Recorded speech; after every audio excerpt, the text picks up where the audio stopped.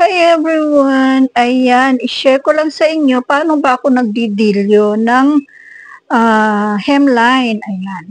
Ito ang hemline ng dress. Ayan. Ayan, ito. Ito siya, dalawa siya. Ito yung front niya, ito yung outer. Ito yung outer, ito yung nasa ibabaw. And ito yung pinaka-lining niya. Inuuna kong lagyan ng tahe ang lining. Ayan.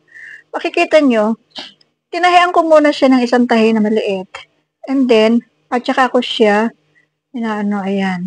Ginupit ko siya ng maliit, ayan, ginupit ko lahat yung sobra. At saka ko siya tinatahi ng ganito. Ayan, o, tinan nyo. O, diba ganda? Makinis siya. At pantay. Ganito siya, ayan, o, katulad dyan, ito. Ito siya. Natahian ko na yan. Ito kasi tatahian ko pa ito ng maliit na ganyan. Ayan. Tatahian ko pa siya ng maliit. Tsaka ko siya itutupi ulit. Ayan. Parang dalawang tahi siya, dalawang tupi. Ito, nakaisang tupi na ako. Ayan. O, nakita nyo, may tupi na siya. Ayan. Pero ang ano dyan, may sobra. Pagka yan ay tinahi natin ng double, makapal siya. So, ang ginagawa ko, ayan, tinugupit ko yan. Ayan. Ganito lang yan. Ginugupit ko siya para ang matitira lang ay manipis lang. Para hindi siya ganun kakapal. Para manipis ang tahi niya. Para maganda. Ayan. Ganyan lang ako magano.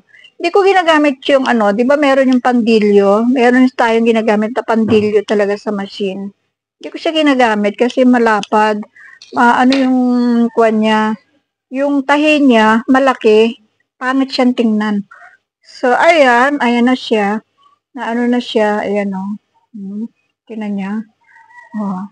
Eto, natahian ko na ito. Ayan, nagupitan ko na yan. So, ayan lang siya. Dire-diretso lang yan. Tahin lang natin. Ayan lang yan, o.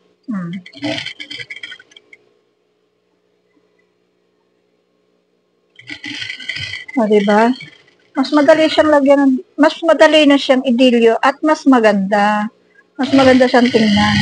Kasi pag hindi ginupit ito, pag itutupi lang siya basta, pag itutupi lang yung basta ganun, ayan, makapal siya, malapad, at meron siyang sobra makapal yan, ayan o. Ayan, gaganyan yan. Samantalang kung ito ay gugupitan natin ng gilid, ayan, kung gugupitin natin katulad nito, maganda siyang itupi, ayan o, tinan nyo. Madali siyang itupi, at maganda ang maiiwanan na tahi, ay maganda. Ayan, parang ganyan. Kita nyo to? Ganda siya. Kahit dito, okay siya. O, diba? Yun lang ang aking share. Thank you so much, everyone.